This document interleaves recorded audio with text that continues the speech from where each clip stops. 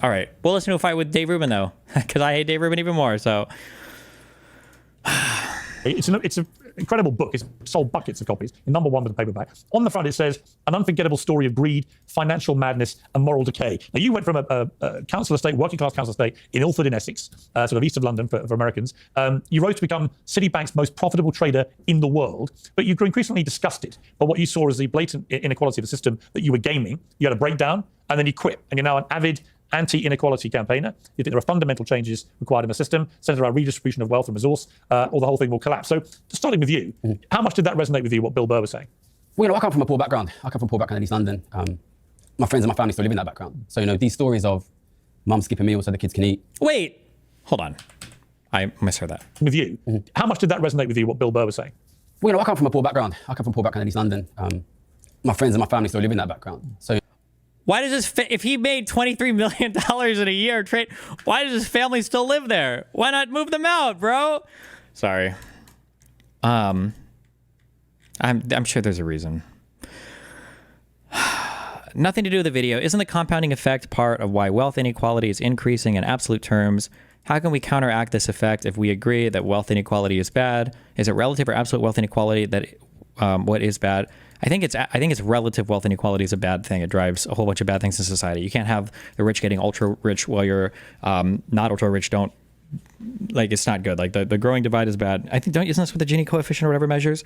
I don't know how you counteract that other than redistributive effects from top to bottom through higher taxes. But everybody wants to make like some fucking grand new ultra scheme for taxation of the billionaire, blah, blah.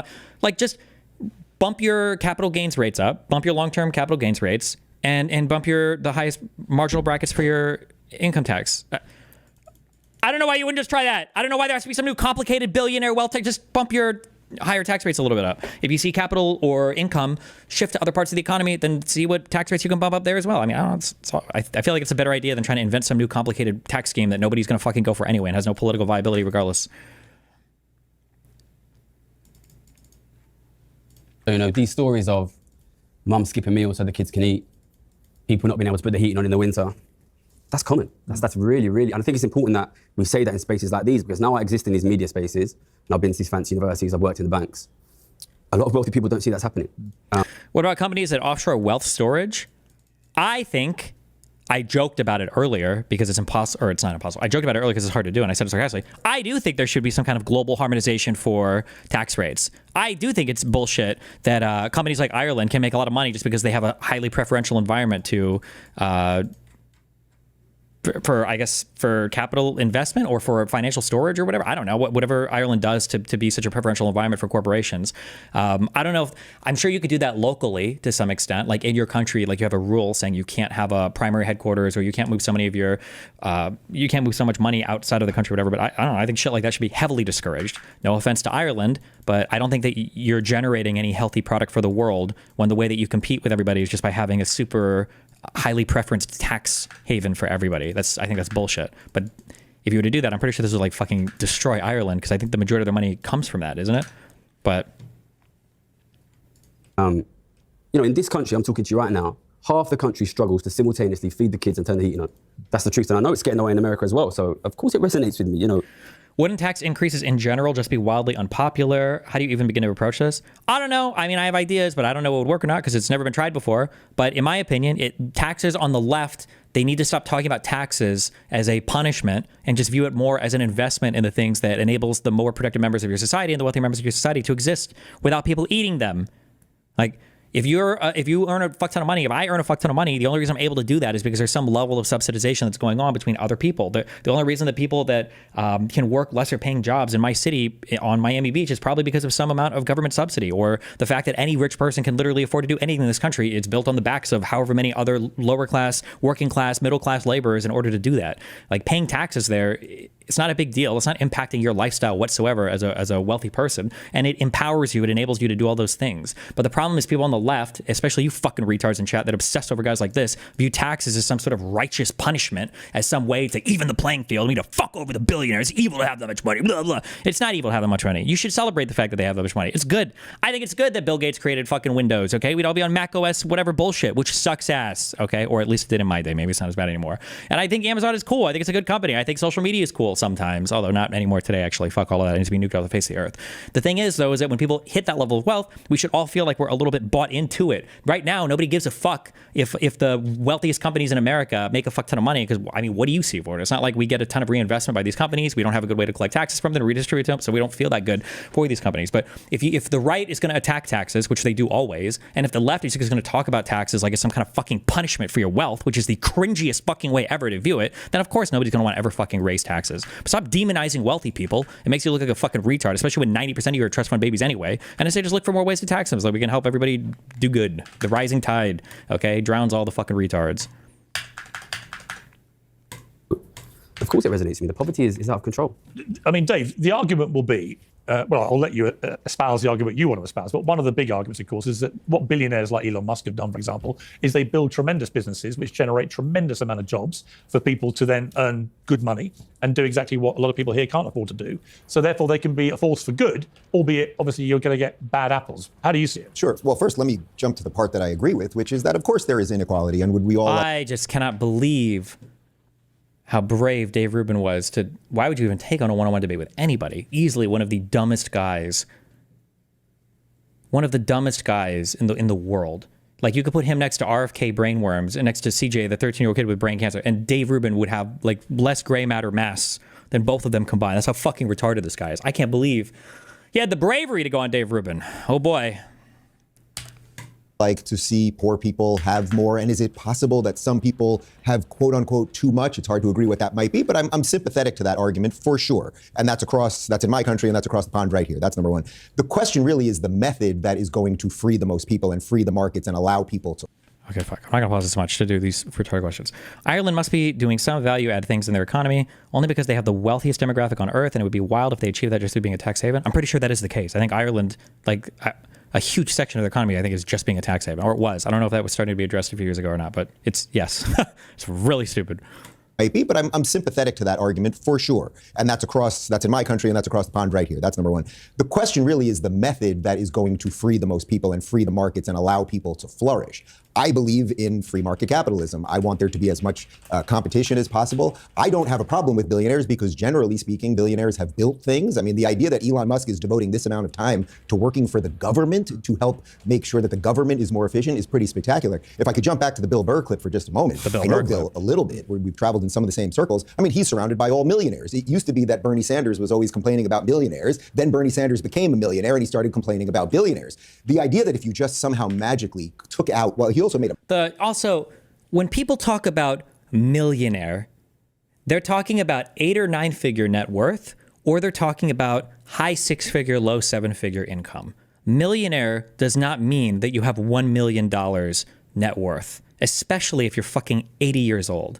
There's such a retarded fucking attack on Bernie or any other person who's like, oh, they're a millionaire. Dog, if you're 79 years old, or if you're 75, or you're entering retirement and you have $1 million in the bank, that is not a millionaire in the same way that like a 27-year-old earning $600,000, $700,000 total compensation or whatever could be considered a millionaire, depending on how much money they've saved or how long they've been working with it. It's fucking stupid. A violent threat there, but let's put that aside for a moment. But if you somehow took these people out, or if you took 10 billionaires and you took all of Jeff Bezos' money and you took all of Peter Thiel's money and Mark Zuckerberg, et cetera, you took all of their money and you redistributed it throughout the system, that somehow 3 years later things would be better, I think is a completely faulty argument. There's way more things as it pertains to education and teaching people proper value of money and what economics really is that I think is way more important than just demonizing the... Oh my God, I'm gonna kill myself listening to this horrible fucking conversation.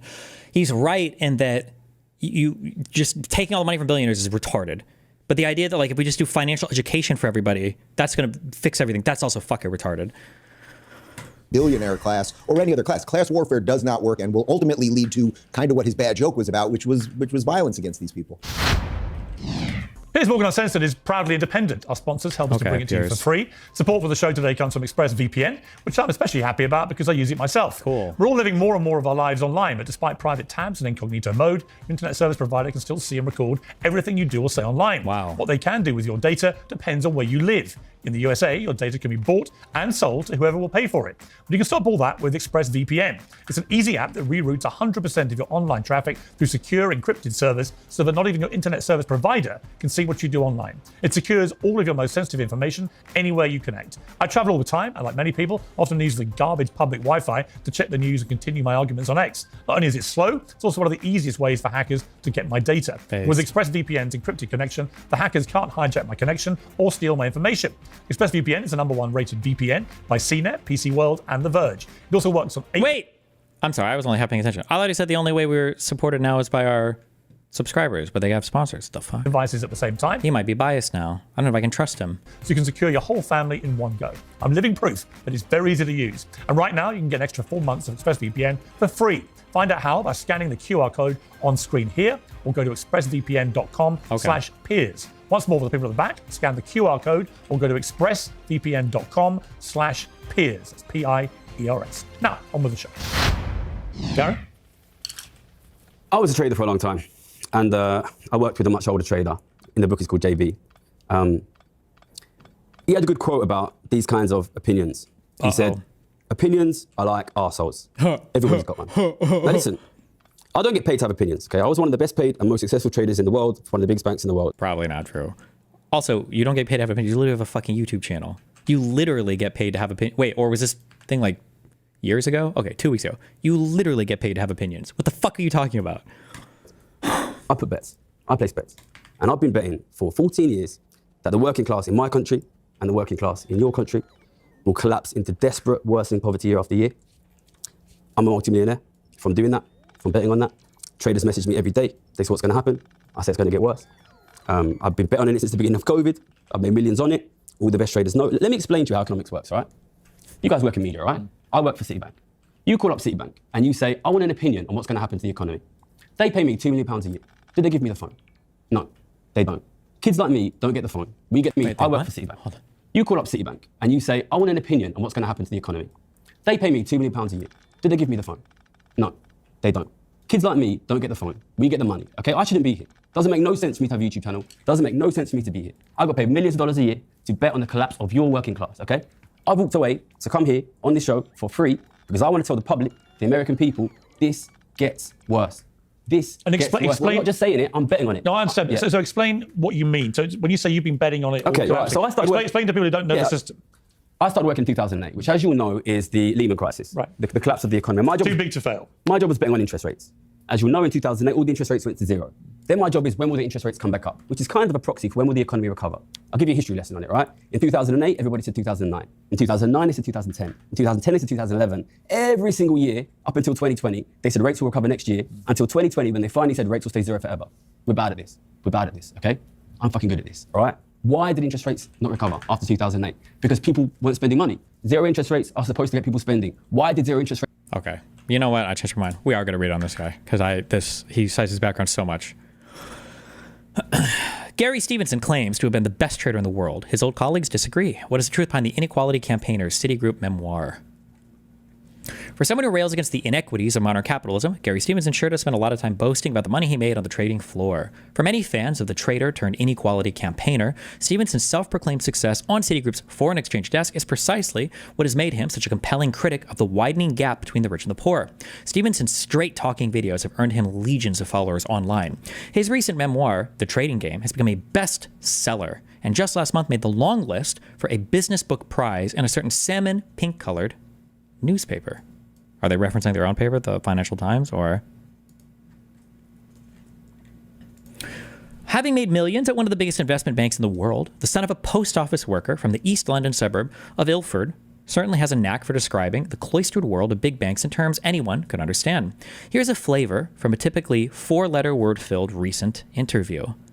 You become the best trader in the world for one of the biggest banks in the world, and then somebody sits you down and threatens you, basically like a gangster. It kind of makes you realize that they're the same fucking people. But was he as skilled a trader as he claims. Because, as you may have noticed, Stevenson doesn't claim to have been merely good or even great. He claims to have been the best. It's an assertion that he has made at least as far back as this 2020 column in The Guardian, published at the height of the first coronavirus lockdown, in which he wrote that he had been Citibank's most profitable trader globally. And the bold claim has only gotten more colorful in the telling since. Take this characteristically brash excerpt from a video interview earlier this year. I'm not fucking Mahatma Gandhi. I'm not here to talk about morality, okay? I was the best fucking trader in the fucking world, and I'm the guy that calls it right every fucking year. God damn. As soon as you understand that all the best... Every fucking year. Where's my... Hold on, I gotta see this one.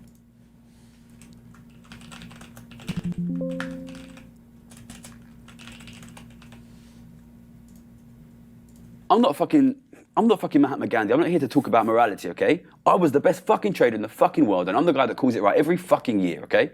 If you do not fix inequality, your fucking kids... God damn. He must be a billionaire by now then, I guess, right? If he can call it every single year, right? Certainly wouldn't stop at just having $5 million or $10 million. He should be a billionaire, right? If he calls it right every fucking year, right? Show me that mega yacht. Or at least a private plane. Jesus. These claims struck Financial Times Alphaville as odd the first time we heard them in one of Stevenson's videos. Stevenson was still in his 20s when he left Citigroup, or Citi. Is that their short thing or whatever? A young age to even be handed high enough risk limits to smash the lights out so dramatically. We wondered if the statement would be a little more qualified in The Trading Game, which chronicles both Stevenson's heady rise on Citi's trading floor and his eventual acrimonious exit from the U.S. banking giant. Maybe Stevenson meant he was the best trader in Citi's foreign exchange division, or perhaps just in the STIRT desk, that's short-term interest rate trading, where he worked. It would still be no mean feat for such a youngster. But no, right at the start of the book, Stevenson coolly explains that he's about to tell the story of how he became Citibank's most profitable trader in the whole world. Stevenson does put a bit more flesh on the bones of this claim later in the book, giving the hard figure of a peak $35 million of profit achieved for the bank in 2011. Yet, while the number may sound big to the man on the street, it didn't strike us as that wild for that era. Notably, it was only 2 years after Citi paid Andy Hall, the legendary oil trader nicknamed God, an eye-watering $100 million bonus. And note, that was Hall's personal share of a much higher profit generated for the bank. After getting in touch with some of the professionals who played the trading game alongside Stevenson, it seems our skepticism may be warranted. FTAV, Financial Times Autismville, has spoken to 8 former employees of Citi who worked with Stevenson at various points in his career, including some of the most senior managers in the bank's FX division. All of them, foreign exchange, all of them disputed his claim to have been the bank's most profitable trader. More than one of his former colleagues on the trading desk alleged that Stevenson had delusions of grandeur, while several said they doubted his record would have put him in the top 10 in Citi's FX division at any point. For his part, in response to questions about his claims, Stevenson told us, "I stand by what I've said in the book. I have nothing further to add." Citi declined to comment. Fiction or nonfiction. Of the 8 traders or former traders who agreed to speak with FTAV, the majority worked alongside Stevenson on the short-term interest rate trade desk. I think that's what it was. Somewhat counterintuitively, given it has interest rates in the name, STIRT desk sits within FX rather than rates trading at major banks such as Citi. The desk deals in FX derivatives such as forwards, contracts between 2 parties to buy or sell currency at a fixed price on a set future date. Some of those we spoke to also provided clear inspiration for characters in the trading game, in which names and biographical details have been changed, but often not dramatically so. Take, for example, Kent Bray. Bray worked alongside Stevenson for years and goes by the nickname KB. He appears to have been the inspiration for JB in the trading game. In the book, JB is a trader with a hefty cocaine habit who first takes Stevenson under his wing when he lands on the STIRT desk as an intern. Speaking to Financial Times, Bray candidly confirmed that he had a problem with cocaine during this problem? Yeah, more like an opportunity with cocaine during this time as a trader, and that he had been in recovery for years.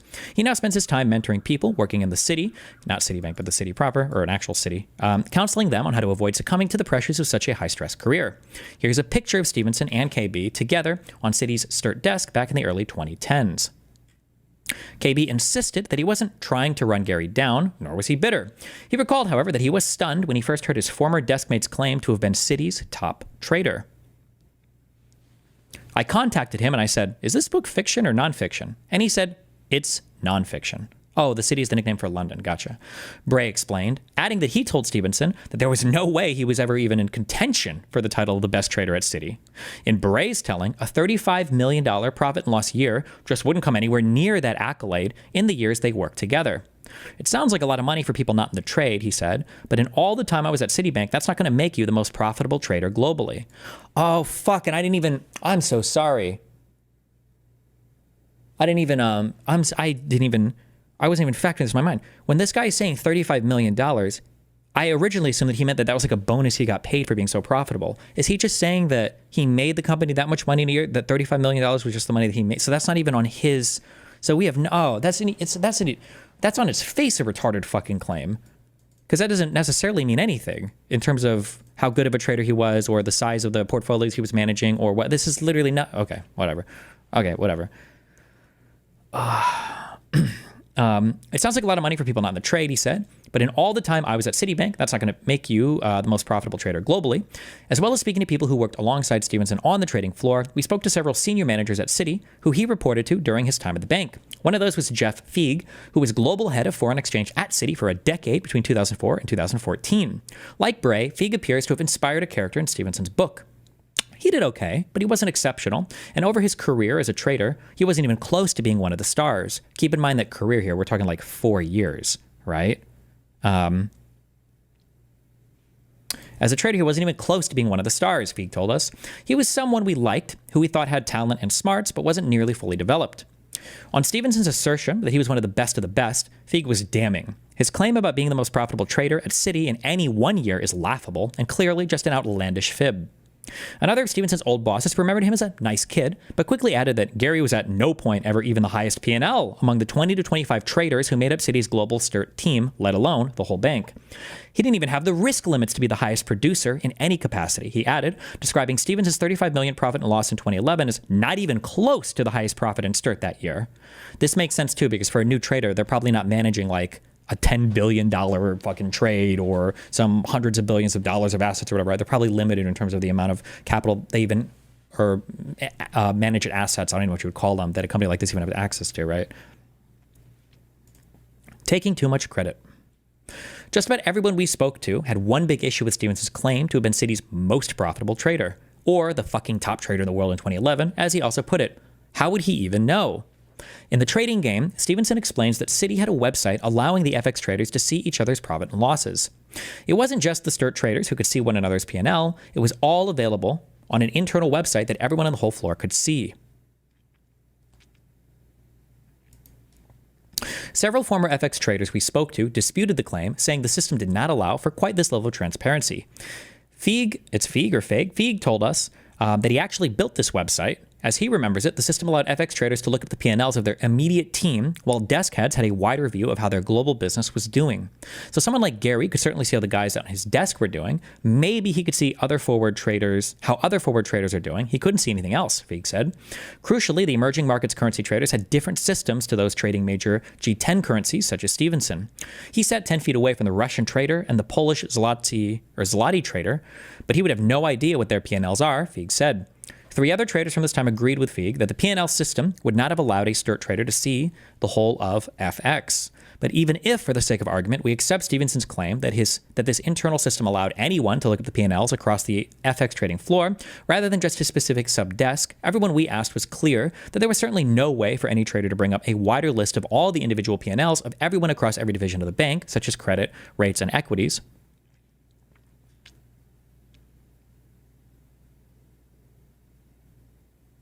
Yeah, Little Dragon. I don't want to say that because like I don't want to talk too far out of my ass. But you said some guy in chat said there are trades called carry trades, which are literally just easy money but has extreme tail risks, which sounds like the kind of trade this guy put in. If you literally just bet that the rate stayed at zero, I know because when I was an intern on a trading desk, even I was allowed to put in a carry trade with 150 million of notional risk. Yeah, like theoretically, if there's some like standard trade that your company makes of like fucking 250 million or what some bullshit number, but the risk is considered like very low. And there's just like crazy tails, like really, really far, like into like some crazy like scenario happening. I imagine that you could make a trade that would be incredibly profitable, but it wouldn't necessarily be impressive. It's just because you're starting with a really high value dollar amount, and then it's just not a very risky trade. But I mean, we don't know more without more information from him, obviously. Although obviously he's claiming that he makes it sound like he made these huge, crazy investments and that nobody else was. But it's not like it's the Oscars or the Grammys or something, said Bray.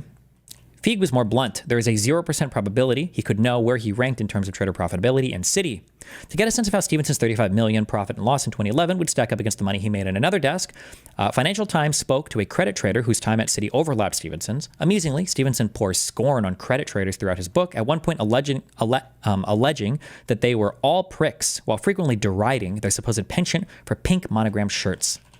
The former corporate bond trader explained that he vaguely remembered Stevenson from the latter's time as a grad trainee, noting with a chuckle that the East Londoner was very cocksure for a new arrival on the trading floor. Stevenson notes in his book that he spent his first week as an intern on the credit desk, so perhaps they crossed paths during that period, who knows. The ex-credit trader described Gary's central claim as horseshit, noting, by way of example, that the investment-grade credit traders in New York averaged around 30 million to 40 million profit and loss back then, and that was just the average. There were people making hundreds of millions in a year, he said, noting that the volatility around the Greek sovereign debt crisis yielded some traders outsized profits in 2011. The whole thing is just ridiculous. Flowrider. The credit trader also noted that not all traders are created equal. He explained that some areas of FX and rates benefited from a massive amount of what traders call flow. Essentially, a constant stream. Oh, okay, so this is what the guy in chat was talking about, and then what I was wondering. Essentially, a constant stream of incoming orders from buyers and sellers that traders would match up, compared with some of the lower volume areas of riskier credit. That flow equals a kind of quasi-risk-free P&L, and so your payout ratio is much lower, he explained. In other words, the steady work tends to attract lower remuneration than those profits achieved by risking your own capital, taking bets on the market, so-called proprietary or prop trading. Many of the former FX traders we spoke to explained that different seats within the STIRT desk enjoyed more flow than others, with traders dealing in derivative contracts linked to more liquid currencies benefiting from a naturally higher level of client activity. This means that the trader could make high dollar amounts of P&L simply from market making. Market making means that you're basically fronting some level of safe capital because the investments on both sides are highly liquid, and you're basically just helping people buy and sell to each other and then scraping a little bit of money off those buys and sells off of highly liquid, highly stable investments. So it's like free money, basically, right? One of Stevenson's old colleagues broke it down in language the great British public can understand. Someone selling Oasis tickets is going to make a lot more profit than someone selling tickets for a band you've never heard of. You're covering the article chat? Good. By 2011, Stevenson was overseeing the so-called short-end euro book. This meant that he dealt in derivative contracts for counterparties looking to buy or sell euros in the near future, 30 days or fewer. One of his former bosses described it as arguably STIRT's best franchise, his term for the market-making side of trading, because there are a lot of clients looking to exchange euros in the near term. You could easily end up with a P&L in the top 10 of the STIRT with that book, he said, without really having to swing the bat. We didn't pay him like that as one of the top 10 because we also understood the level of franchise he sat on, he said, arguing that the majority of money Stevenson made in his peak year probably came from market making. Cringe. In the trading game, Stevenson himself notes that the junior euro trader was a good job in which a prior trader had made 100 million one year, with the demand for short-end swaps translating to a hectic amount of trading activity. Quote, the end result is, with no exaggeration, that the junior euro trader does more trades than all the other traders on the desk put together. If you can hold it together, you can make a lot of money. This is true, but then again, and I'm out of charity now for this guy, what a retarded fucking thing to say. Although maybe there's more no, actually, I'm sorry, there is no charitability, right? When you're looking at profits that you're making from a particular thing, like your big thing isn't just the amount of money you're making, it's your volatility, your risk assessment, right? That's where the truly brave money is made, is on your more riskier things. It's what I imagine for people who get paid a lot here to make money is on looking at things that like a retail investor and arguably even other institutional investors wouldn't be able to accurately call. But to be a market maker, market making is free money. You're just there to provide liquidity and then insure against like highly insane events that you probably, if the event happens and it's too insane, you're probably just going to get fucking bailed out anyway, which would happen in 2007, 2000 anyway. Yeah, your risk adjusted return.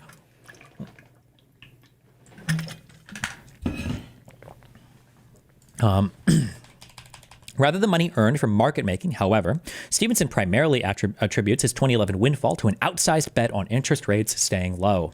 It is one of the book's pivotal moments, providing a through line to Stevenson's campaigning on economic inequality today.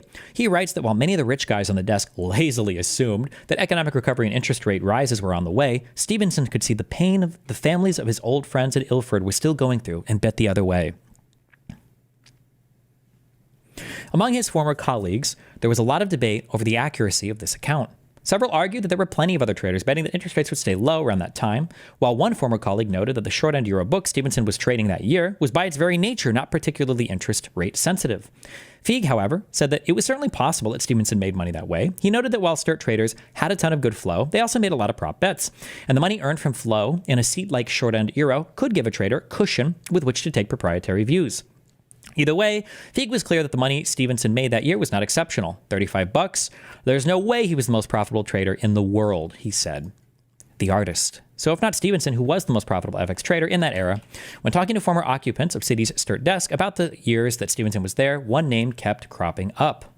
Holy shit, Rob Noor? Oh, Rob Lloyd. Now retired from the Citi, Lloyd is by all accounts a no-nonsense Liverpudlian who traded sterling derivatives at Citi. He had a largely unspectacular career until the financial crisis rolled around. Then, in 2008, his intricate knowledge of the financial plumbing that underpins markets helped him make a killing when it all started to break. Lloydie, as KB affectionately refers to him, was known for taking big prop-style bets rather than happily clipping the spreads from market making. And in the years during and immediately after the financial crisis, Lloyd regularly put up annual profit and losses well in excess of $100 million.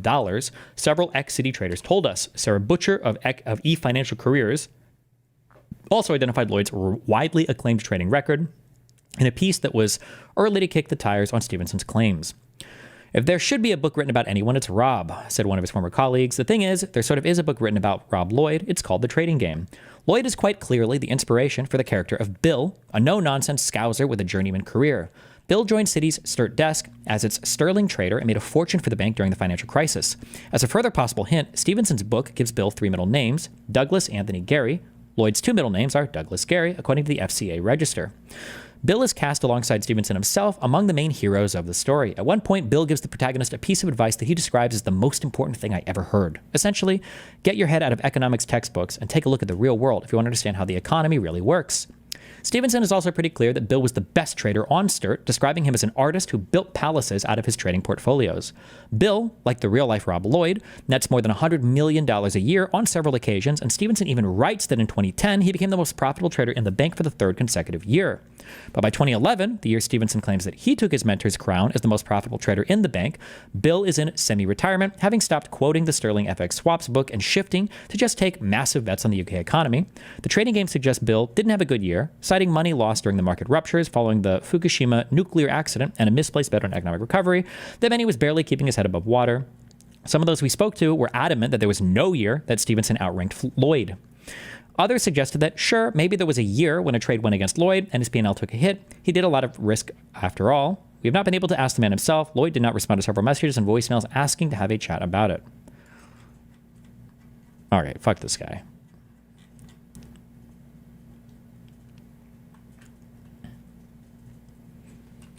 Stevenson did leave with his millions of dollars worth of stock, however, and he's apparently now making good money as a popular commentator on economic disparity, telling the FT in an interview earlier this year that he is now one of the best paid economists in the entire fucking world.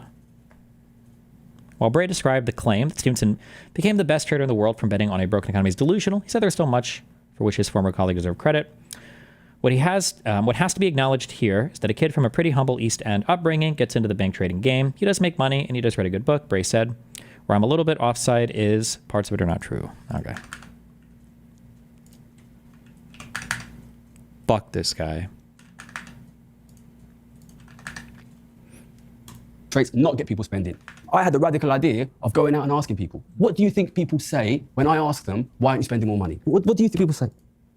They're not spending more money because they probably don't have more money. Yeah. And when I looked at their financial situations, what I saw, this is in early 2010s, I was in my mid-20s, I saw a generation of people, my parents' generation, who owned property, and another generation of people, their kids, my generation, who will never own property. The middle class are losing their homes, the middle class are losing their wealth. Where is that wealth going? Where is that wealth And your going? argument is it's going just to the super rich.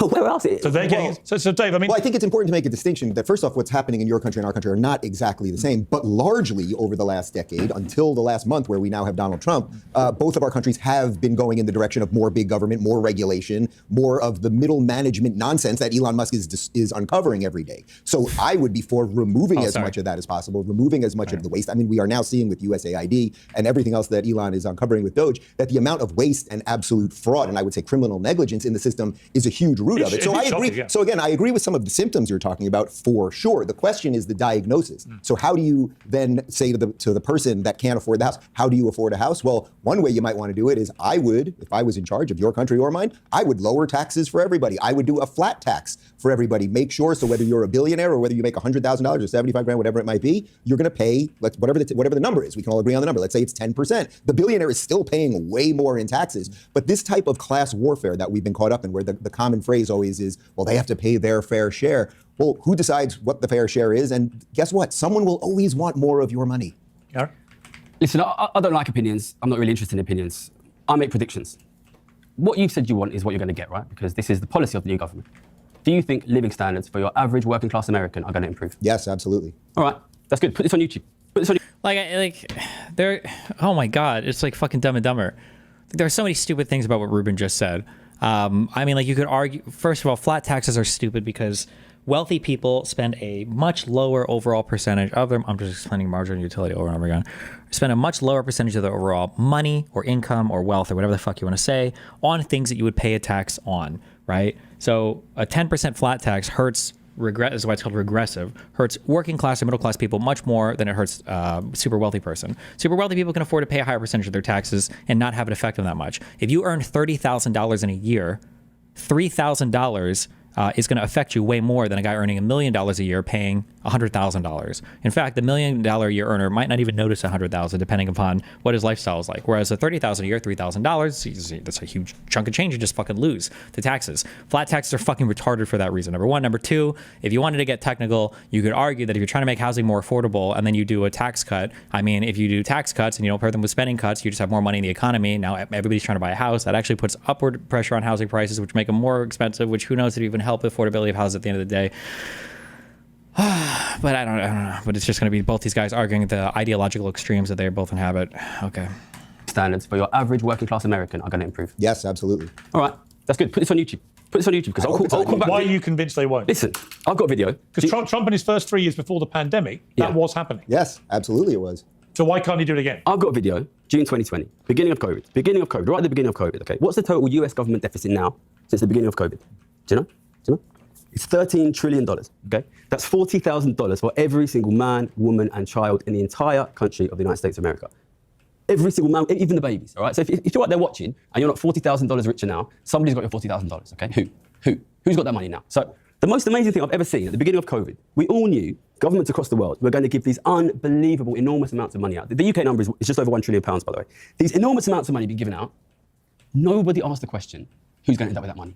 Nobody. This is 40. Everybody knows where that money is going. The money was always going to go to businesses at the end of the day. That's why money is given out. It's to stimulate consumer demand. That's literally the whole point. That's what people say all the time. Well, if we give the money to everybody, they have a higher propensity to consume. They have a higher propensity to spend the money. That's literally the whole point of providing stimulus. What do you mean nobody's talking about it? That's the entire concept of why stimulus is given, is to give money to people so they fucking spend it. They've been given out. Nobody asked the question, who's going to end up with that money? Nobody. This is $40,000 for every. Imagine if the government came and took $40,000 from everyone in the country. And gave it to somebody. Nobody did the analysis. I did the analysis. Can you point, if you know your history, can you point to a period in UK history, for example, where massively punishing rich people by massively taxing them has actually benefited the country? He's not going to use the US example, right? He's not that ideologically purchased, right? Listen, Because I can't really. My dad was born in 57. Oh, he doesn't even have masters? Wait, was it a master's or a PhD in fake econ? I don't know what the fuck he got his PhD in. He doesn't know any history? Not a single example? Nothing? What did he waste all of his fucking time studying for? What was he doing in school all day? 7. He worked for the post office, Royal Mail, 35 years. Never once earned more than the average wage in the country. He was able to buy a house, support a family. My parents are retired now. They own their own property. They're financially secure. That's not possible now.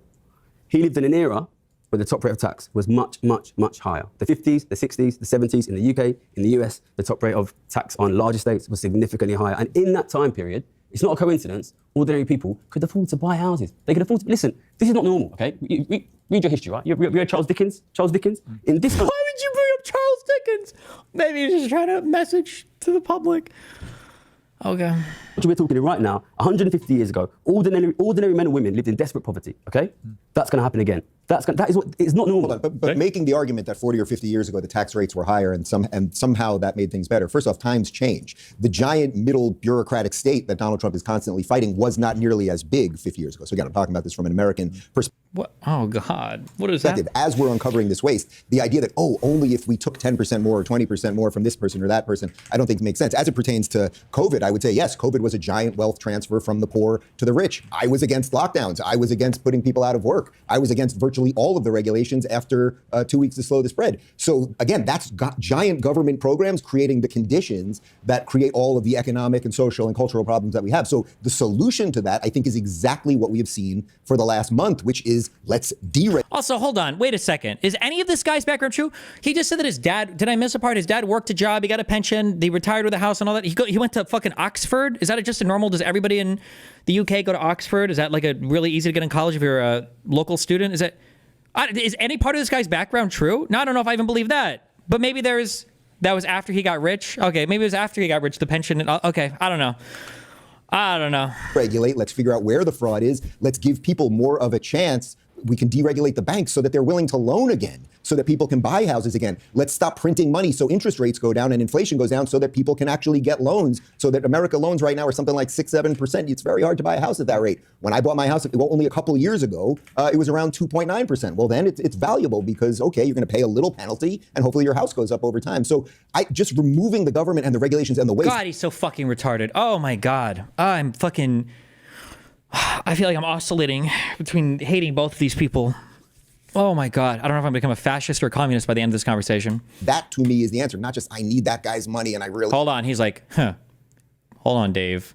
Let me tell you about my friend Sputtin' Rob. Okay. Let me tell you about my friend in the old limey town of Ludwig, down in the shimy, brimy valleys of London, okay? Sputtin' Rob, okay? He's about to rattle off the most irrelevant anecdote. I'm just kidding, he's not.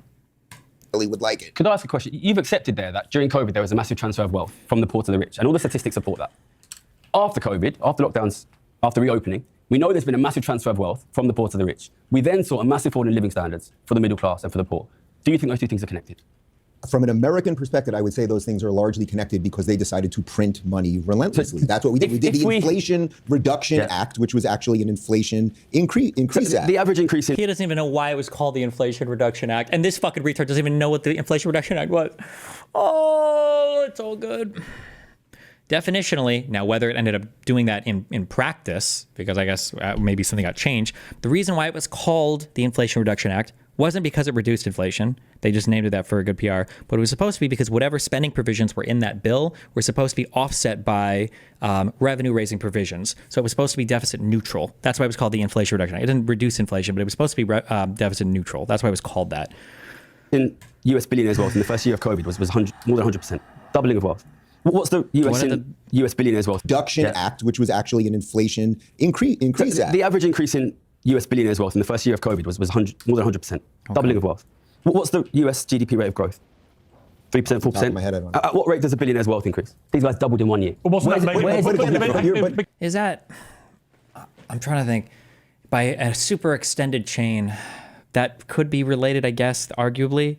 But I mean, like, cost of stock or the current trading price of a particular stock is what is largely determining the net worth of these guys, which isn't necessarily tied to GDP at all, right?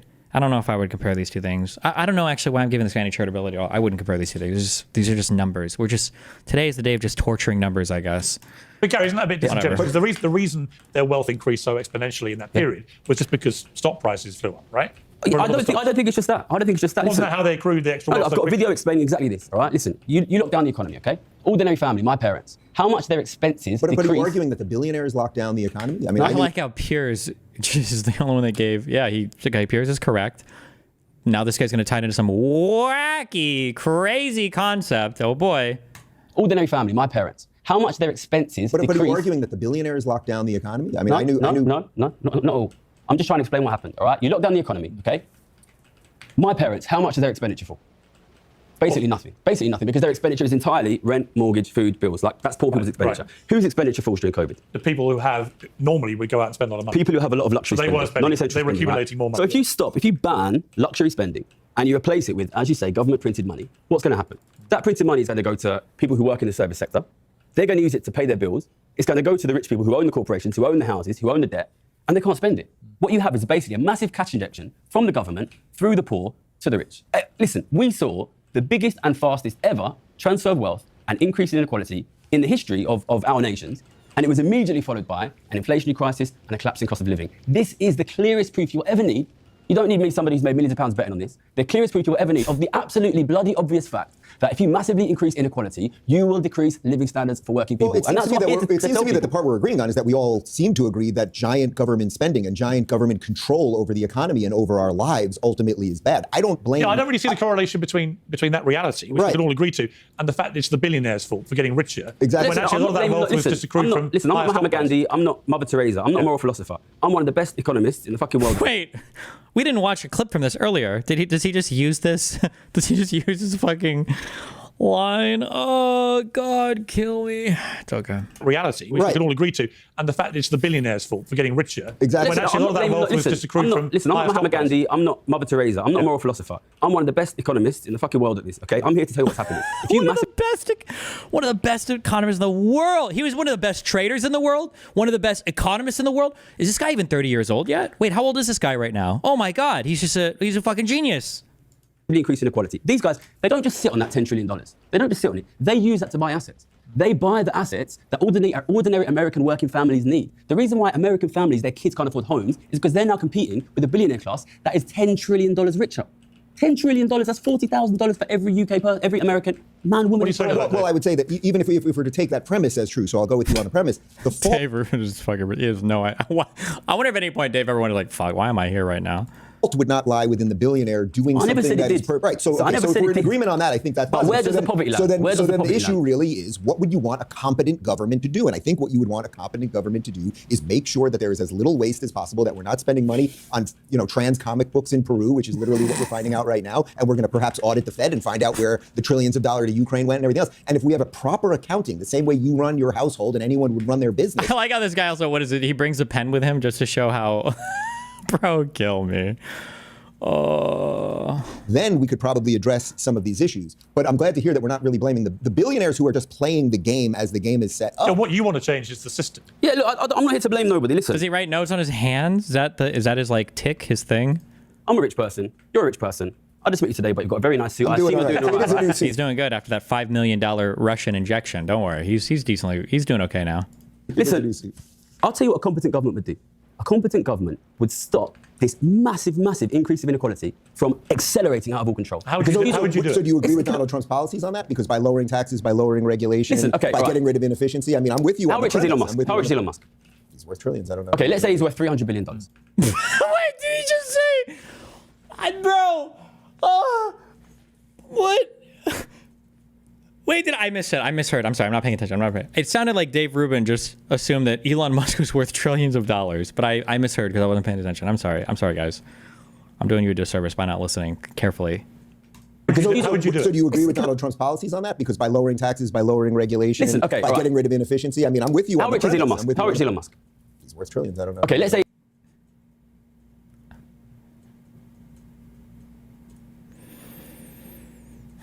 He's worth $300 billion. Okay, what is his passive income going to be on $300 billion? I understand. So you want $15 billion a year. $15 billion a year. Okay, what's $15 billion a year per week? We're talking about something like $300 million a week. But what's your point? These guys have no choice but to buy up the assets. These guys will buy up all of the assets. If you That's wait, what? He's talking about appreciation of Elon's stock. He's not using that to buy assets. Most of that is. Oh, bro, get me out of here, dude. I can't. Oh God, get me the fuck out of here. Please get me out of here. Please get me out of here. allow these people to be extraordinarily rich. But I understand why this is the grift. This is what everything goes on. I'm understanding more. Every time money goes into the economy, if the wealthy get wealthier, they're always buying assets that they're renting out to the poor. This is why he has to have the take that all lending is essentially predatory, because anytime there's a lender, there's going to be somebody borrowing, and borrowers always pay interest to the lenders, and the lenders are always going to be wealthy people. And as the economy grows, more money always goes to the wealthy people, and they're always using the appreciation of their wealth to buy more and more assets that they have to basically loan to poor. I understand the grift now. I get it. I get the grift. I get it. Okay, here we go. They're not bad people. Well, in some cases they might be. But also, I don't know these guys, right? They will buy all the assets. Ordinary people who own nothing. Let's take Musk. It's a good example, actually, because he's somebody who's created 5 companies now, or part created some of them and created others from scratch. And they're some of the most extraordinary companies in the world. Tesla is the #1 green energy car company in the Western world. And it's where people want to take cars because it doesn't gas guzzle the way that the conventional petrol cars do. You've got Neuralink, which is trying to help paraplegic people be able to communicate. You've got Starlink, which is part of his SpaceX thing, which is an extraordinary development. It's been used in war zones and disaster zones to save lives. You've got his taking over of X, which may not seem as Jesus, Piers, we get it. Okay, you love Elon Musk. important, but actually restoring genuine balance of free speech to let conservatives have a voice, I think has been really important to democratic discourse in America in particular. And he's got other things that he's done. And you put it all together and you think, what's this guy done? He's created these extraordinary things. He's now planning humanoid robots to take away a lot of the drudgery of our lives. He wants to colonize Mars because he thinks that one day we're going to need another planet. He's probably right about that. He's got a massive brain. He's got all this cash. And rather than sit there and kind of do what you think he's doing, which is just, all right, I need to spend billions on making myself even richer, he's gone to work for the government for free as an unelected guy, just trying to stop the ridiculous overspend of the government. And in the process, he's employing several 100,000 people in America, and he's a South African immigrant to America, right? It's hard to think of a more positive story, and yet, by your criteria, you would say, well, you know... Why are we obsessing with the British guy anyway? I don't know, because people in my chat have been saying, look at Gary Economics, look at Gary, and I just haven't looked at it. Now today I did for the first time, and I wish I hadn't, because now there's going to be this like young Bernie Sanders. It's probably 20% of my subreddit is enamored with this fucking guy. Sorry, but I'm not going to put words in your mouth, and I don't want to miscategorize you, but to sort of portray him as one of the bad guys, I think is probably very unfair. I ain't here to call, I never met Elon Musk. Yeah. I ain't never met the guy. He could be a nice guy. Have you met him? I met him once last year for a couple of hours. If he wants to copy my book, I'll sign one for him. We can send it over, right? Look, listen, I'm not here to attack Elon Musk. No, but you know my point. I'm here to protect. He can afford a copy. I'm here to protect my people's ability to feed and house their children, and they're losing that. Right. They're losing that. Listen, but why is that Elon Musk's fault? Because he's employing hundreds of thousands of people. This is because wealth inequality is rapidly increasing, and wealth is being sucked out. I hear you, but what can he do about it? I don't expect Elon Musk to do anything. I'm not here to talk to Elon Musk. I'm here to talk to the American public and to tell them I get paid millions of pounds a year to watch your class. So what's the answer? Give me your answer. If you're now, let me make you the treasurer. With any of the things that Donald Trump's doing as per the economy or anything that we've seen in the last month, I don't think that they're going to work. I don't think because I am somebody who has made millions of pounds betting that growing inequality will reduce living standards, and he's cutting tax on the rich. Listen, let me ask you a question, Mike. This guy doesn't even have any policies or anything to talk about. He's literally just a fucking retard. I'm sorry, I shouldn't have compared him to Richard Wolff, because I think Wolff at least had even if I thought it was stupid, I think he had some kind of consistent framework by which he views things. It's kind of like Marxist and goofy, but this guy is actually just fucking retarded. I wonder if if he paid some kid to fucking do his work in school for him. I don't know what the difference is. Apparently it's philosophy of economics. Is that just what they call all economics in school, or is economics and finance so heavily divorced? I mean, he worked in finance. This is just fucking retarded. Be accepted. If we massively increase inequality, that can decrease living standards. He's just like a one note song where somebody has like their particular pet issue. I guess for him it's inequality, and then every single analysis he does is just going to be on this one talking point over and over and over again. Does he have solutions for it? Well, maybe. I mean, we're only 25 minutes in. Maybe he'll give some kind of policy solution. Well, we'll see. If we massively decrease tax on the rich, people who make passive income of $200 million a year, do you think that would affect living standards of the middle class? I don't know. If they increase their ownership of wealth, if they increase their consumption of goods and services, where does it fucking come from? Listen, we have sat here in the last 5 years. We've watched the biggest death in living standards. If we massively decrease, your question, Mike, you've already accepted. If we massively increase inequality, that can decrease living standards. If we massively decrease tax on the rich, people who make passive income of $200 million a year, do you think that would affect living standards of the middle class? I don't know. If they increase their ownership of wealth, if they increase their consumption of goods and services, where does it fucking come from? Listen, we have sat here in the last 5 years. He almost made a good point. Like, if you decrease taxes on wealthy people, it doesn't flow down to poor people. That's fucking retarded. When conservatives say like trickle down economics, that's retarded. But the problem is, if you give more money to rich people and all they did was increase their consumptions of goods and services, that would help poor people. right? But that's not what wealthy people do when you give them a fuck ton of money. They don't consume with it, they invest with it. It's just capital. And then that just makes more money for them in the future, which is kind of the problem in a roundabout way. But I don't know what he was getting at there. 5 years, we've watched the biggest ever increase in millionaire and billionaire wealth in the history of this planet. Actually try to summarize his position. I guarantee you don't actually know what his theory is. It sounds like his entire theory is based on, so wealth inequality is bad for, I don't know if he said, if he has more like political analysis, but wealth inequality is bad, period. You've got super wealthy people and you've got super poor people. The way the economy is set up is every single part of the economy seems to essentially be set up to do massive wealth transfers from poor people to wealth people. One of the wealth transfers we've looked at are mortgages. When you get a mortgage, you're paying interest to a wealthy person. He went into that video about how mortgages are increasing and the amount of mortgages are increasing. So that means when the mortgage gets bigger, even more wealth is going from poor people to wealthy people. And then when you grow the economy and the economy is growing by 2 or 3%, and you see the wealth of the highest billionaire class going to 5%, when they make all that extra money, the only thing they can do with that extra money is to buy up assets that other poor people need, which means that the poor people are going to have to take out loans to get those assets, and the poor people are going to be taking out loans from the wealthy people. So as the ownership class increases their ownership of everything, poor people have to take out even more loans from wealthy people, prohibiting their ability from loaning anything or from owning anything. And as they take out more and more loans, they got to pay more and more interest, which goes into growing the wealthy class even more, and then they get even bigger, and now they've got to buy even more shit with all their extra money. And that's how the entire economy is able to grow, is through the wealthy people snatching up everything and then I guess like selling loans back to poor people to give them access to it, basically, is what it sounds like. It sounds like what his whole economic theory is. I don't know, maybe there's something more to it, but we'll see. Here in the last 5 years, we've watched the biggest ever increase in millionaire and billionaire wealth in the history of this planet, immediately followed by a collapse in living standards of the middle class, a complete collapse in the ability of ordinary people to own assets, and nobody's drawing the... But Gary, let me ask you a hard question. Can you point to a country in the last century where socialism has worked? I will point to a country where taxing the rich at a fair rate led to good living standards for working people, United States, 1955. Dave? Well, I would say, again, in light of the At least they gave a year, I guess. fraud and criminal negligence that has been exposed, that is being exposed literally the second as we are recording this. The idea that we would be going in right now and saying to certain people, you should... That's pretty much it. You don't see that as a problem? The analysis that I just gave is retarded. It's trying to connect way too many concepts together in a really stupid way. And it's not narrowing in on the actual things that might be causing problems. Like, I don't even know if I necessarily agree with the idea that mortgages are a wealth transfer from rich people to poor people. I don't even know if selling mortgages is a great wealth generation tool at all. I feel like this is a service that banks provide for fucking legal reasons.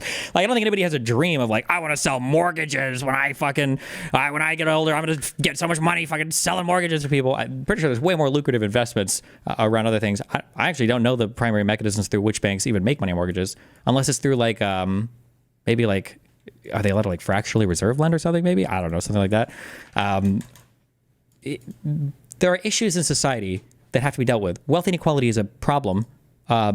Arguably a really big problem, but taking this utterly simplistic analysis of all of our financial systems and saying it all boils down to this one thing, 99% of the time it's going to be fucking retarded. Give the government more money and the government will be a good steward of those dollars, I think is completely ridiculous. So we can probably all agree about the waste, right? I mean, that's a given. But sure, but the principle of what Gary's talking about. I am for everyone keeping as much of their hard-earned money as possible. Piers, my guess is you have more money than me. I don't deserve your money and I can't have it. I sincerely hope I do, and know you. Dude, mortgage products are a huge investment vehicle. Do you not remember 2008? So you've been typing retarded shit in my chat all day. You're permabanned now, okay? Mortgage products are not a huge investment vehicle in and of themselves. 2008 was not just about mortgages. It was about those things being chopped up and put into derivative markets, which did become huge investment products. Yes. The banks that sold mortgages wanted to get those mortgages off the books as quickly as possible because the mortgages were not profitable. They were only profitable when they sold them to investment banks to turn them into derivative products. Rope, thick. Exactly. And I don't deserve your money either. And I think that the overall concept here, which is that somehow if we can just take from these people, it's not to say that the system is perfect. I'm not trying to take... Why did my robot stop picking things up? What did I do? Toggle personal robot port. Never mind. Fuck you. From the rich. I'm not trying to take from the rich. But you just said you wanted to get back to 1950s rates of tax. I am trying to stop the redistribution. I am trying to stop the redistribution that is happening in front of our eyes. The American middle class, the British middle class is dying. Their wealth is being sucked away and is being owned by an international super rich elite who pay no tax, while the people watching this show pay 40%, 50%, while billionaires pay nothing. Let me ask you a difficult question. But I don't understand. Let me ask you a difficult question. Billionaires pay nothing. No, They I've got pay all sorts of taxes. I've got a difficult question, which is there are a lot of people watching this agreeing, and obviously people disagreeing as well. But two questions: how much money have you made in your life, Yeah. and how much have you given away? I'll give you an excellent answer to that. If you want to know how much money I've made in my life, it is exactly there in my book, The Trading Game. Well, go on. Buy it today, and you'll much- see it's well, how much is it? You've got to read the book. Well, I'm not trying to read. Can you give a succinct explanation as to why wealth inequality is bad in general? No, I can't. I don't actually know what the underlying mechanism is. I just know it's been explained over and over again, and I just accepted it as a truism. But I'm pretty sure that wealth inequality is worse for society than absolute poverty. I don't know why, but like if you could choose between everybody having $10,000 or some people having 100,000 and like a couple people having 1 million, apparently the inequality in and of itself drives a whole bunch of negative things like crime and stuff. At least I don't know if it's predictive of other social ills though. I don't know what the underlying theory is though. Never read into it deeply. Read it right now. You not read the book? No. Well, My son stick said around, stick around afterwards, and my I'll son's find you rave a cup about of it. tea. But Listen, I made a lot of money, enough to quit my YouTube how channel. much? Just give it to me straight. Enough. It is simplistic, but that is the only type of messaging that could possibly reach the masses. No one is watching your 5-hour analysis of things. Sure, and then society is doomed. Then fuck democracy. Because my analysis might take a long time, but guess what my policy prescription is? It's super simple, okay? Bump your long-term capital gains up. Bump your highest tax rates up. If you have to do some other tax to capture some external market behavior because people are trying to make money, then do that, okay? Their idea of we need to install some incredibly convoluted wealth tax, where I have no fucking idea how you would even begin to administer that or figure out how it would work, and they don't either, okay? And then the billionaire tax, which wouldn't even raise that much fucking money. None of these other outlandish, crazy ideas have any chance of even being implemented. Even if they were implemented, they probably wouldn't even raise that much money. Like, Book, tell me. Enough to quit, run a YouTube channel, and have a family. That's enough. 30 million, 50 million? Listen, do you have a 100? spreadsheet? Huh? Do you have a spreadsheet? No. I don't have a fucking spreadsheet. All I know is it's enough. I can go to Nando's. You said when you I put it in want. the book, though, how much it is. Yeah, but I didn't add it all up. You read the book and add it up. Well, how much is it? I don't fucking know. Listen. What, 10, 50, Listen, 100 million? It's enough for me to live I'm the just rest kidding. of I'm my not life. trying to trap No, you. it's the 10, 50, 100 million. It's enough. Enough for an ordinary person to live the rest of their life. How with much a is small that? family. The number I had in my head when I went into banking, was £2 million. 2 million. And it was enough. For me, that's enough. You've made more than 2 million. You were Citibank's top guy. is that true in the UK? Could you live off of the returns comfortably? £2 million. Would you plan on that for the rest of your life to retire at 25 or 30? I feel like 4 to 5 million is going to be your lower bound there. I could be wrong though, but 2 million? I feel like you're...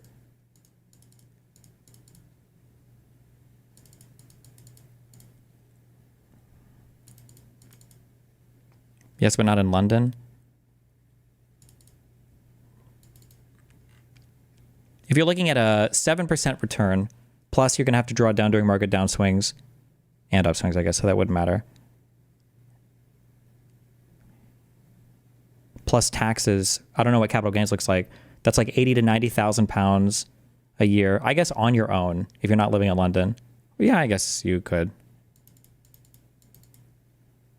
What if he inherited a house? He said he didn't. I don't add this stuff up. For me, it's enough. I've got enough money. I've got enough to do the work that I Do you do give a to load of tell it away? ordinary people. Do you redistribute your own wealth? That is the money that funds my YouTube channel. Listen. Well, do you Tell me when this you, now, right? when you sell a book? Wait, the money that funds? Was £2 million. 2 million. And it was enough. For me, that's enough. You've made more than 2 million. You were Citibank's top guy. I don't add this stuff up. For me, it's enough. I've got enough money. I've got enough to do the work that I Do do. you give a to load of tell- it? I think this guy is not even worth 7 figures. I'm sorry. Hold on. I'm not trying to fucking do any. I think this guy's not even worth $1 million. Now I'm curious of what he even got paid at Citibank. He got a PhD he got a master's at Oxford in econ. Worked at Citibank for a couple years. I'm not trying to trap you. No, it's the 10, 50, 100 million. It's enough. Enough for an ordinary person to live the rest of their life. How with a much is small that? family. The number I had in my head when I went into banking, was £2 million. 2 million. And it was enough. For me, that's enough. You've made more than 2 million. You were Citibank's top guy. I don't add this stuff up. For me, it's enough. I've got enough money. I've got enough to do the work that I Do do you give to a load of tell it away? ordinary people. Do you redistribute your own wealth? That is the money that funds my YouTube channel. The money that funds my YouTube channel. Listen. Well, do you Tell me when this you, now, right? when you sell a book, do you keep the money for the book? If I give the money, At a baseline, is it good or bad to you that a billionaire can sit on their money and generate more revenue than a working person? That's like a neutral statement. I don't know if that's necessarily good or bad. If you have $1 million in the bank, or not in the bank, if you have $1 million in a retirement account, you generate more money on long-term capital gains than on average a worker. Is that bad? That's just with 1 million. You need $1 billion to out earn an ordinary worker. Anyway, the YouTube channel. Listen. Well, do you, tell me this now, right? When you sell a book, do you keep the money for the book? If I give the money away, who does the fucking YouTube channel, Piers? Who pays you? I'm not accusing you. I'm just asking you. Listen, do you give any Piers, money who away? pays you? No, but Who pays you? No, but Gareth, Listen, you and I both know there's two ways to The run reason I'm media, asking okay? you is Look, only because your position is that there should be more redistribution Yeah, of to course there poorer should. people Of from the course rich, there right? And you're a rich guy who's Yeah. made millions. Won't say exactly how many millions. I'll work it out when I read the book. the viewer should also work out by reading the book. Yeah, but you know, I don't think it's He wants people to buy the unfair. book. I don't think it's unfair to ask you. Of course I want people don't think to it's buy unfair the to book. ask you how much Yeah. you've given away. Listen, this is the money. Who's going to pay for my kids? What percentage? I quit Forget how my much job to run money a YouTube channel. That's the money that's going to send my kids to school, Piers. That's the money. Okay, but that that's does sound quite selfish. Look, What?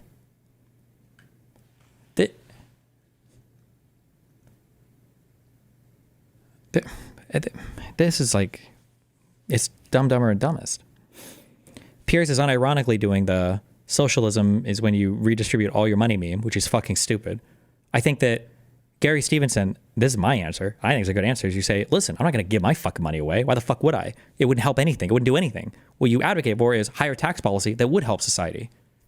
There's no prerogative for an individual to just give their money away. You're not accomplishing any of the things that you want to accomplish by saying that you should tax things more, right?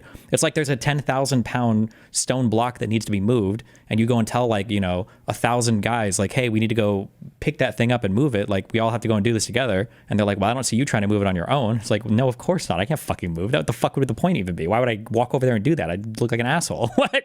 This is such a stupid fucking argument. I've told you before, I'm not Mahatma Gandhi. But this guy can't. Wait, did we rewind a lot, or is he saying the same slogan a second time? Why am I living in crazy world?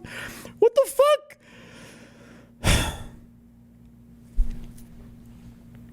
I never pretended to be a good person. I was the best trader in the fucking world, one of the biggest banks in the world, and I made that money by betting the American middle class would be destroyed. I get it. I ain't here to be He's like the Terminator. He's like Rubio. He's Mahatma Gandhi. I ain't Nelson Mandela like you, boss. I'm here to tell the American public what's happening. But do you think you practice what you're preaching? What I preach is to raise taxes and reduce the growing inequality. That's what I preach. there. You okay? Thank you. We got there. Jesus. Listen, I ain't here telling people. I didn't tell you to give your money away. I didn't tell you to give your money away. You want the power, but you are, because you want the power of the state, which has the guns, to say to Elon Musk and Peter Thiel and Mark Zuckerberg, we're going to take your money. We're just going to pick a number and decide how much to take. Do you give more than 1% of your money to charity? I want the state. You can protect voluntarily ordinary do people it. from the rich. But And if they don't, do you do any of that yourself?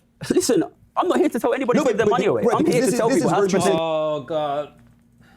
This is so stupid. Him giving all of his money away wouldn't help anything. It's not going to solve any of the problems in society. It's not going to solve wealth inequality. In fact, I mean, if he wanted to be cheeky, he could even frame it in if he gives all of his money away right now, all of that money would just cycle into the economy and it would be spent, and most of it would end up in the hands of billionaires anyway, and it would just grow wealth inequality. It would literally do the opposite of what I want to do, is by me just spending all my money. It has to come through him. It has to come through government redistribution efforts.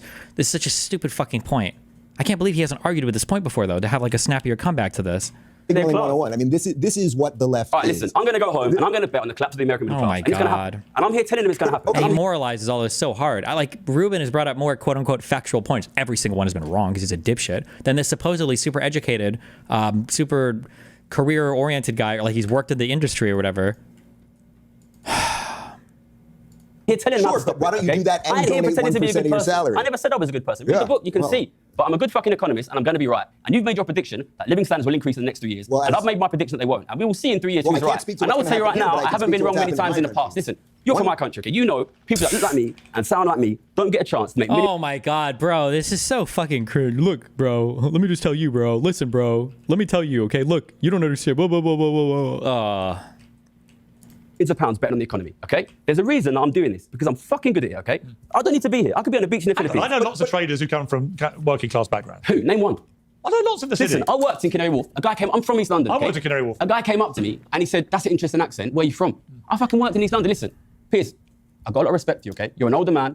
Nowadays, Whoa, that was brutal. That was brutal. the city of London does not contain working class people. I've been there, Piers. I've been there. I was there 10 years ago. There are okay? no working class people in the city of London. Come on. I There's loads of them. worked in Canary Wharf for 4 years. One kid come through once. His name was Tariq. I remember. The only working class kid I ever saw come through when I was there. One, Piers, in 4 years. In Canary Wharf, which is in East London. Okay, so I'm still trying to wrestle with. All right, look, you're perfectly entitled to do with your money what you want to do. Okay, and you haven't demanded we give ours away. Fine. Okay, I get that. But what is your answer? I mean, if you had the chance now to run the Western world economically, give me the blueprint for how we stop going down what you think is an apocalyptic path. Tax work less, tax wealth more. Simple as that. You can't have ordinary working people paying 40, 50% while billionaires pay 5%. But ordinary working people don't. But you mean the middle class, though? That's not working class. Working class people pay 30. It's kind of my policy position, I guess, kind of. I don't know if you necessarily need to drop ordinary income rates, but I don't know anything about income tax rates across Europe. They might be high, but I also don't know how capital gains are taxed in Europe. I imagine they have probably a preferential treatment like in the US. But yeah, cap gains rates up, higher marginal tax brackets go up. 40, 50% once you include everything. Once you include their VAT, once you include their income taxes, they do. They do once you include their health taxes. What would you be for a flat tax? Pick whatever the number is, 12% on No, because it won't work. A flat tax is still going to work. Listen. So what would you like to see? I'm not an American, okay? Listen, look at the history of my country. Can you just, I just want somebody to explain to Dave Ruben why a flat tax won't work. I'm sure people have in the past. I wish the audience could hear it though, but. Okay? For hundreds and hundreds of years, a small, tiny, super wealthy elite lived the fucking dream while ordinary people live lives of desperate poverty, okay? That is what's going to happen to your country, and that is what's going to happen to my country if you do not protect the working class from the rich. But that's exactly what we're doing right now. That's what Donald Trump. We've made our bets. That's what Donald Trump's entire movement is all about. It's a movement of we the people. And by the way, what you said earlier, Piers, was completely right. Pre-COVID, go to Donald Trump's State of the Union speech before COVID. What does he do? He gets up there, talks about how great the economy is doing. Everyone knows he was going to get re-elected by a landslide. Yes, and the best part of the whole thing, he talks about lowest all-time Black and Latino unemployment, and the Congressional Black Caucus sat there like this because what they cared about really was keeping Black people as Democrats more than actually freeing them. And one of the reasons he did so well with Black voters and with Latinos in particular was they didn't you say you wanted bigger tax-paying group of people? Yes, but in the US and in the UK, it is way, way, way different. At least that's my understanding. Like in the United States, even though people don't know how any of their taxes work, like if you earn less than like 40, 50,000 a year, your federal tax footprint at the end of the day is like zero. Like you on average, I think the bottom 50% pay basically nothing in federal income tax. You just have Social Security and Medicare and maybe state tax if you live in a state that taxes, although I don't know what your state exemptions look like. I believe in most of Europe, if you earn 40, 50, 60K or euros or pounds a year, you're paying like 20,000, 25,000 in taxes. Like you do get taxed in European countries. You have no idea what federal taxes are like if you live in the United States as a working class person compared to what European taxes are. My understanding is, that's my understanding at least, is that like even like middle class and lower middle class and working class people in Europe all pay taxes. That's my understanding. I might have exaggerated a bit on how much they pay, but they pay considerably more, I believe, than the average worker in the United States. He remembered that whatever you think of Trump and what comes out of his mouth, they were better off under him than they were after 4 years of Biden. Yeah, I also think it's sort of interesting that generally speaking, and you can check the numbers on this, but conservatives donate way more of their money than progressives and socialists, which is why, unfortunately, he can't tell you how much he's donated while he wants to take other people's money. You want don't donate anything. I'm not here to be Teresa. I'm here to tell the American public why they're going to lose their house. Wouldn't it be more effective? I mean, would it not be more effective to say, and I'm going to lead from the front by redistributing some of my own wealth? Because there'll be people watching and go, hang on, Gary, you're talking all about redistributing the wealth. You want to see higher tax rates for the rich so that they have to give away more of their money, but you don't actually think you should be giving away any of your own. Piers, I don't need the public to believe me. You're wealthy, I'm wealthy, you're wealthy. I donated plenty of money this year. It's not going to be us whose kids don't have their homes. I'm here to tell the American public the truth. I use my money to support my YouTube channel, Gary's Economics, which is watched by millions of people a week, to explain what's happening. People can listen to me and they can protect their interests, but they don't have to listen, and then I'll be in the Philippines. Okay, but a switch must have gone off on you when you were the biggest trader in the world, one of the most successful guys in the world, right? You're making all this money, presumably having a great life doing it, and then something switched in you. What was the moment? Piers, I don't know what your childhood was like, all right? I grew up poor.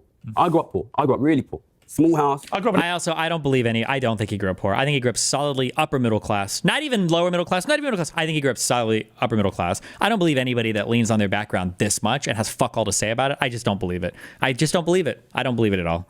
I think he's like every other fucking lefty I've argued with, every other person who lies about their fucking background for some bullshit ass fucking credit. Like, you went to the wealthiest university in the fucking world and you went to Citibank right after. Fuck you. I don't believe this. I don't believe any of this. He said his dad worked and had a house and got a pension and all that, but I don't believe any of this.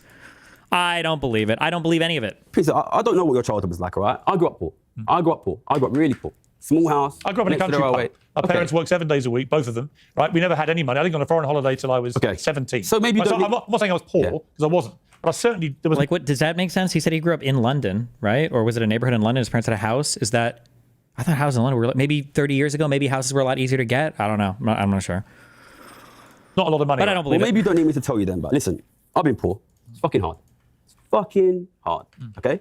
And I worked really, really, really fucking hard. And I was the best student at one of the best universities in the best country. And I worked my tits off and I got the best job and I became the best trader. And what I made my money on was understanding that the British working class, the American working class, ordinary, hard-working people like my dad, like my mum. This is what I would love to hear, but nobody here has the bare minimum qualification to even ask him this question. I would love to hear somebody here ask him, how did you bet against the economy? Can you walk us through one of those trades? Talk us through how much money, how did you do this? I would just love to hear him explain that. That the kids I grew up with, their kids and their grandkids would live in desperate poverty. Well, what was the moment for you of self-realization that you wanted to get out of it? It's a good question because it didn't really come in a moment. You know, you spoke in the book about me sort of having a breakdown. You know, I didn't grow up. I'm not from a political. I don't consider myself a politician. Like for me, I get it. What I see, you know, I made that money and everybody around me was like, "Well done, here's $2 million. You know, do it again." Like, and Wait, did he just accidentally reveal?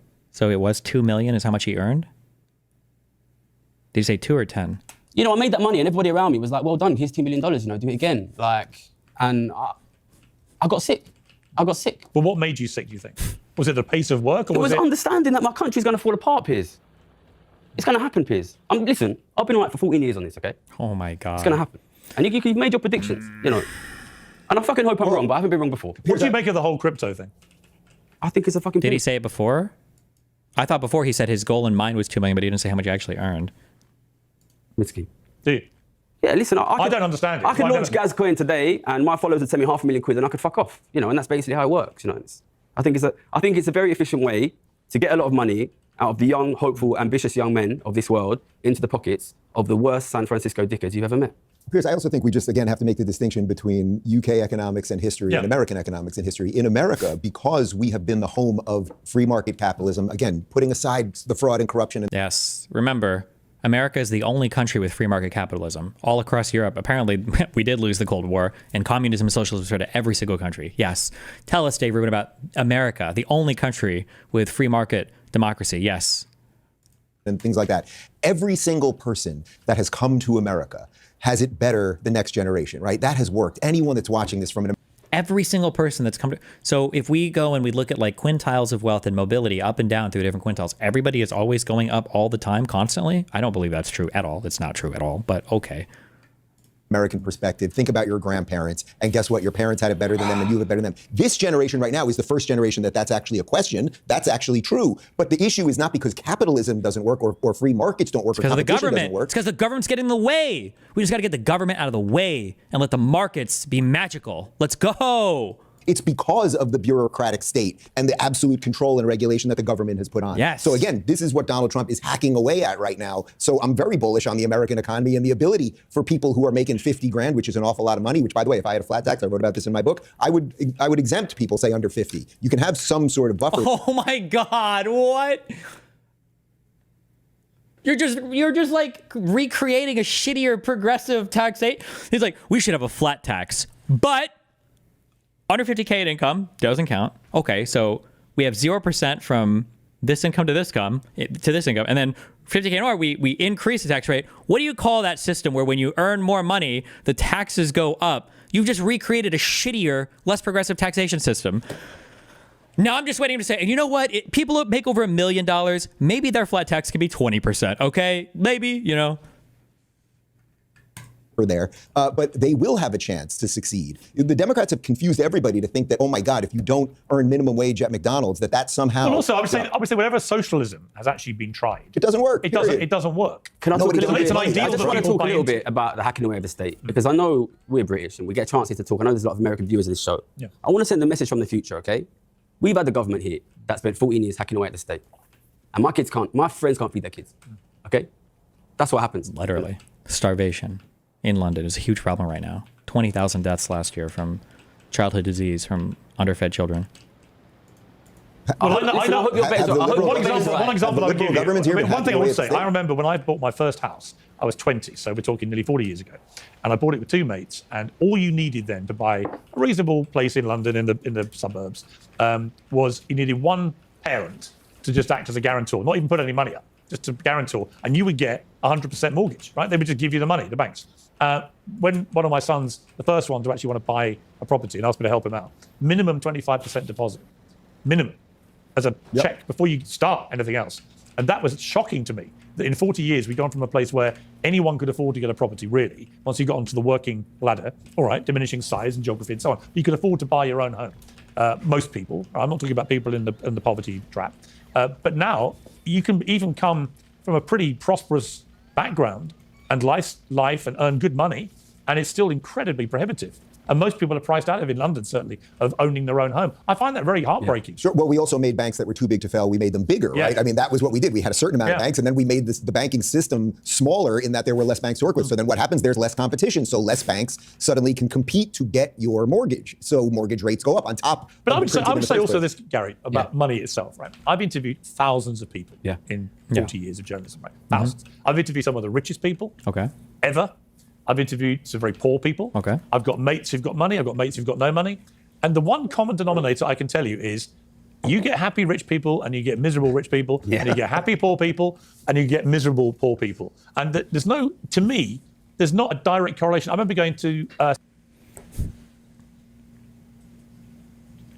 This is true when you're speaking about like life fulfillment stuff, but this is absolutely not true when you're speaking about like, can you afford a vehicle? Can you afford to get to work? Can you afford to not fucking miss bills? Or if a health thing comes up, especially when you've got like aging parents, or how stressful is it going to be to deal with a child when you have a child and you got to figure out childcare before they go to school? Like, South Africa, poor people. And there's no, to me, there's not a direct correlation. I remember going to South Africa, to the townships in Soweto for the first time. And the one thing that struck me, I said this to the people that were showing me around. Funny enough, I was going to interview, hopefully, Mandela. It never came off because he was too sick. But I was there to do the World Cup, and he was going to host it. But what struck me was they were joyous people in the townships, utterly joyous, singing, dancing. They had nothing. And then I thought of... Now, I don't know the underlying mechanisms that are theorized to explain this, but what Piers is saying might not necessarily be untrue, but I think this speaks to the fact that I don't believe that poverty or living standards, I don't know why, I don't know what the explanation is. I don't believe it's poverty or living standards necessarily that are tied to like general happiness or unhappiness. I think it has more to do with actual like wealth inequality. I don't know what the explanation is or what the mechanism is that's theorized for that, but so this isn't the most impossible to believe thing, but it's... About some of the dinner parties I've been to with a lot of rich people, miserable bastards, all of them, all because they're always constantly chasing the drug of more money, more material things, more whatever. In other words, you know, money is no guarantee whether you have it or not that you're going to be happy. There are many other criteria. I would simply put it to you. I don't know the answer, but could it be other things that have happened to you that have made you feel so angst-ridden about this, rather than actually money? I mean, it could be. It could be, and obviously we're all complicated people. We live long lives. Lots of things happen to us. But you must have had miserable and happy people working with you. Oh yeah, look, 100%. And similarly, 100%. from your working class backgrounds. Except South Africa has horrendous wealth inequality, so that would work against your point. I don't think he was talking about Cape Town or whatever the fuck the capital is. If you're talking about like, if you go to like South Africa in the cities, it's not like African tribes people dancing. That's like a country with houses and electricity and stuff. Okay. Maybe there are parts of South Africa where they still do that though, but... With three of us here, I suspect 3 multimillionaires telling us it's possible to be poor and happy, being watched by a lot of ordinary people who are going to lose their homes. They're going to lose... This guy, his virtue signals so hard. Oh my God, it's so fucking cringe. Oh. It's their fucking homes, Piers. They're going to lose their homes. I've got friends, yeah? They don't eat, so the kids can eat, and they think the kids don't notice, yeah? The kids fucking notice, okay? Look, you and I... No, there are more people... Why doesn't he help his friends? Are they really starving? How much? These are just crazy answers to give. Holy shit. I don't know, man. More people on food stamps. I don't believe him. I don't think he's wealthy now. Or he might be wealthy in that like his parents have a big trust fund for him. I don't think he grew up poor. Oh, true. I keep forgetting. He's not Mahatma Gandhi. My bad. True. My bad. The kids fucking notice, okay? Look, you and I... No, there are more people on food stamps in this country, which is where you're so poor you have to literally queue up and get stamps for food, right? Which should never be happening in a country Just like to be clear, I'm not telling anyone to be poor and happy. I want people to be as happy and fulfilled as they possibly can be. Thanks, But what I'm talking about is creating the conditions that will allow people to live a life that they want to live and work a job that gives of the 50s. Well, no, so, conditions of the 60s. So your solution, I completely disagree with, which is, let's just take more from those people. They have too much, and if we only give it to the government, which whether you're in this country or in my country, I think it's fairly obvious that most of our governments are completely fraudulent and backwards and doing virtually nothing Dave, right. Who's doing the taking? Who's doing the taking? Which group in our society is getting richer and which group is getting poorer? So again, who is doing the taking?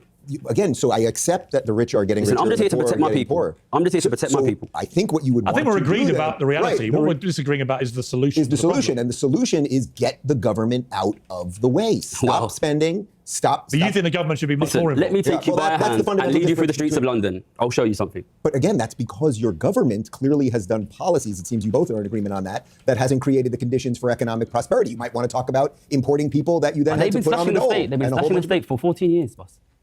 They slashed the state, they slashed the state, they slashed the state. So you think if the state and now my was friends' only, kids don't have no places to go, they don't have no local services, if the the state police was barely bigger, exist, things would be the better. hospitals aren't working, the schools are shutting down. So if only that system had more money, it would be better? Listen, I don't want the system to have money. I'll tell you what I want. I want the people. All the time. The system is corrupt. Well, funny enough, if you take the NHS, it needs more money. If you take our health system, the NHS, Tony Blair, when he was Prime Minister, pumped billions more into the NHS and it barely touched the size. It didn't deal with the problem of the infrastructure of the NHS. And that was a clear illustration of money, just pumping money into things is not necessarily the answer. Right? Okay, but who are we pumping money into? Well, you are absolutely right. I think we can all agree. We have all agreed. You're right. The rich are getting richer and the poor are getting poorer. So what do we do about this? I mean, there is a caveat. There is less child poverty now than there's ever been in the history of the recorded planet. People also, to make you also feel happy, people are living longer than they've ever done in history. They're living healthier because we're curing so many more diseases. Water is a lot cleaner than it's ever been. There are fewer mosquito-type diseases out there killing millions of people than there used to be, et cetera, et cetera, et cetera. There's a very good argument to say that in recorded history, there's never been a better time to be alive. That's why I slightly challenge. I would never say, like you say, you never say being poor makes you happy. Of course not. But I've yet to see evidence. Piers, do you think your viewers are the richest they've ever been? Is that what you're telling me? No, but I don't. But I think that there's certainly less child poverty statistically in the US than there's ever been. Your average American is in the West generally, actually. In the West, your viewers can make their own opinion of that. I want your viewers to ask themselves, do I feel the richest I've ever been? Because I'll tell you who's the richest they've ever been, me, and probably you, and Donald Trump, and Elon Musk. And in my opinion, what I see, I'm from a poor background. Yeah, but I think one of the problems too, I don't know how much is psychology versus other things that make wealth inequality such a huge driver of people being pissed off. But like, for instance, if you were to say to somebody today, you can't have the good insulin, you get the shitty insulin, right? The pig insulin, whatever. That person and everybody around them would feel fucking horrible. This is terrible. They can't afford the good stuff, the synthetic analogs, the time release, like, holy shit, that's horrible. That person would probably psychologically feel worse than a person who just has type 2 diabetes, like 150 years ago, who has no insulin, right? So I mean, it sucks, but I mean, I don't know how you deal with these issues directly, but I think you're a great example of somebody who's made something of himself, come from a poor working class background by your own admission, and you turned yourself into the best trader in the world. You're a great example, and yet what you seem to be wanting to do is almost retreat. No, from I don't want to tax. I don't want to tax working people more. Okay? I worked hard to drag my family out of poverty, right? And I paid 50-60% a year tax. At the same time, Duke of Westminster inherits £10 billion, more than 3,000 times what I made, pays nothing. Do you think that's fair? No. Do you think that's fair? No, but again, so let's change it. Let's change it. Let's tax working people less. Why did you say no then, Dave? You should have said yes. That is fair. Why would you say no? What? Your viewers less, and let's tax the billionaires more. I would we have all first sorts off, of saying they pay no taxes isn't quite right because people pay all sorts of taxes when you're running businesses, like payroll taxes and property taxes and everything else. So What? People pay all sorts of taxes when you're running business, like payroll taxes. Guess who else pays payroll taxes? The workers, motherfucker. What are you talking about? Cringe. No tax thing is a total misnomer. But the basic premise of what you're saying, I think, is right. But I would also say that the answer of just throwing money at everything, the example you just laid out. Yeah. I was with Bobby Kennedy a week or two before he got confirmed, and he brought up something that I thought was quite brilliant, and I think this is why I will take the bet that we just laid out there, which is that he said in all of his years in public service, and this is a guy that's been doing this for decades, he has never been approached more by, he said, tech leaders and industry leaders and innovators, and he did say millionaires and billionaires, who want to now help the government however they can. We have had a then tax them more. Okay, thank you. Bureaucratic state that has just taken from the people. Suddenly we have people like Bobby Kennedy and like Elon who are volunteering, who could be doing all those other things that Elon could be doing, that he probably We need more Elon Musk. What's struck me, talking to you, Gary, you know what, I'd love to see someone like you get stuck into the NHS and make it a better economic model. You're obviously brilliant at economics, right? We don't have enough brilliant brains sorting out the big problems in this country. One of the reasons I really am excited by the Elon Musk thing in America is at least stuff's getting done at breakneck speed, which should have probably been done decades ago. Absolutely. Now, will it work? I don't know. But I certainly would bet on him to make a real difference for good. Do you know where And I bet on you to do that, right? People like you should be getting stuck into. He's just waiting to get his slogan out. What he's going to say is, you know where all that extra money is going? You know where all that waste is going? Every time you fund these systems more and they're not getting better, it's because the billionaires are taking all the money. Issues like the NHS, big smart guys who can work it out. We're saving $50 billion a day already. We're a month into this already. 50 billion a day? What? 50 billion a day? 50 bill. That's our whole. We did it. It's over. 50 billion. It's 40. What are we? 45 days in? Am I doing my math wrong? Is that over $2 trillion? We did it. We saved the entire discretionary spending. Yes. Yes. On you to do Let's that. go. Right? People like you should be getting stuck into issues like the NHS, big smart guys who can work it out. We're saving $50 billion a day already. That's amazing. Yes. We're a month into this already. I would love to be getting stuck into the NHS. You know, if Keir Starmer's listening, it'd be cool. I'm going to listen, I've been to Oxford and I've been to London School of Economics. Do you want me to tell you where those brilliant minds are? I'll tell you right now, they're the best minds, the smartest young people in this country, in America. They're sitting on trading floors, making $5 million a year, betting on the collapse of your society. Wow. Just like I was. All of the smart guys know. All of the smart guys know. The only difference is I'm the one who's fucking stupid enough to walk away to tell people. That's the only difference. Well, actually, I don't think that makes you stupid at all. I think it's a warning sign we should all take very seriously because you obviously understand economics very well and you've been there. I think the only quibble I have, and Dave has it, is about how we resolve this. I'm not convinced that the way you think it can be resolved would actually be as effective as the way we think it could, but we'll see, right? We'll see. The proof will be in the pudding. In the meantime, Trading Game by Gary Stevenson. I think we've heard enough to know it's probably a rollicking read. I've told some great stories in it. So congratulations, #1 bestseller. That's another amazing achievement for a working class boy from Ilford. Thank you. You should be proud. I am. Great to have you on the show. The IRS is the biggest collection agency in the world. Why I can't play him. Wait, in the UK, you get a master's in 4 years? It's not like 4 + 2? Oh, it's 3 + 1. Fuck you guys. Okay. Let me see what other things I have open here.